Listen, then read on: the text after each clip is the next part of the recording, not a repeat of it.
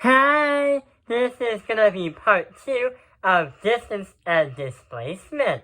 So what we're going to do is demonstrate with mathematics why this works and how we can understand it. What we did learn in the last video is these three terms: magnitude, your scalar quantities or distance, and the displacement, the vector quantities. So here is what we're going to do. We understood that magnitude talked about some kind of data with a number in it, like a measurement or the amount of something, a quantity. We also learned about the distance, the scalar quantities. It would have the magnitude only, like 61 kilograms, 60 miles per hour, 98.0 degrees Fahrenheit, and 7 o'clock a.m. And displacement, the vector quantities, a measurement with magnitudes, but also it also represents the distance from a given viewpoint, a reference point. Like, it's used with arrows like acceleration, velocity, and some kind of change.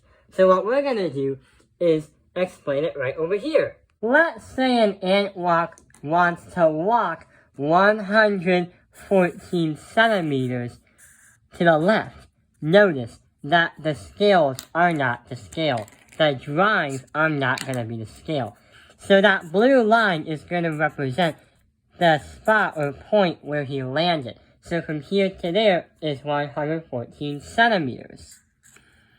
Then the ant wants to turn around, but instead it's going to go 86 centimeters.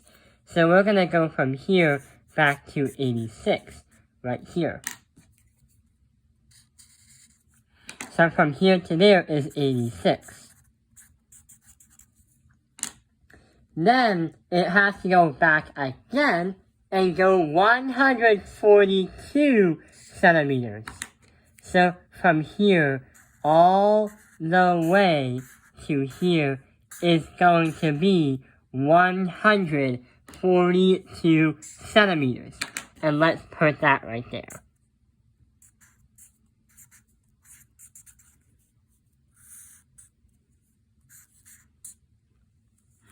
Then after that, if the ant marches and ends up here at the finish, we have to measure the distance between the purple line all the way to the origin.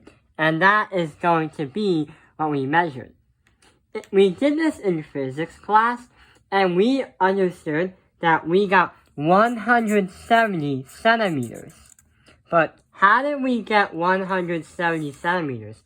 Well, here is the math, right over here. We started and went forward to the left 114 centimeters. We also went back 86. Then, when we do that, we get 142 centimeters. So that can explain the distance from here to there. But here's what happens next. When we have 114 centimeters, now we have to add that by 142 centimeters. Then we have to turn it into 256 centimeters. That is the sum of these two numbers. But we also have to minus that by 86 centimeters. When we do that, we got an answer of 170 centimeters.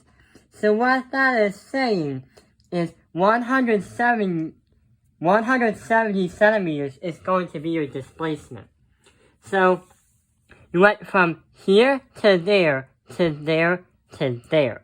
So what happens is even though you didn't go from here to there, 170 meters is not the total distance walked. That is just saying the distance between here, that's you and the ant, and the origin, where you originally had started.